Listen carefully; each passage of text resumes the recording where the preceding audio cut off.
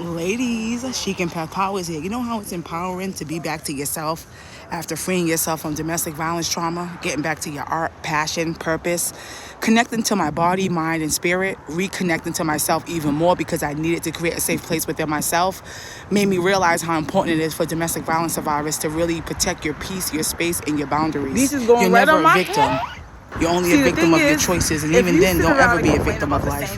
Face it, take accountability, rise to new levels. Around you that you're talking to never tell you the truth. You're never ever gonna take accountability for anything. You're always gonna blame the opposite sex, a job, or something outside of yourself. This is why the other day it proved my point. The moment you tell somebody no, the moment you set a boundary and you block a person and you no longer want to hear their victimized stories because they never find a solution and it's always everybody else's fault, that's when they show you how they really feel. They'll put you down. They'll try to bring up what you went through. Meanwhile, everything you went through, like myself, I owned it. I took accountability.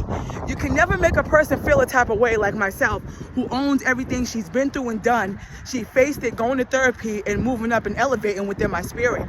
These people you keep it real with that want to slander you and put you down, they weren't your real friends anyways, ladies. You got to courageously and continuously, contently and confidently show up for yourself through everything. Listen, the excitement I got to get back to my art, fashion, and creativity, yo, my gosh, listen. I am so grateful and blessed I never gave up on myself. Domestic violence trauma really took me out to a new level I'd never experienced. But don't be a victim in that. Don't sit around and cry about it and blame anything on the external factors. Don't even blame yourself. Own what you went through. Face it. Go to therapy. Don't be on autopilot and always reactive and responsive and overly reactive, stressed out, and your body can feel it. You can feel the tension of the domestic violence trauma now. But let me tell you something.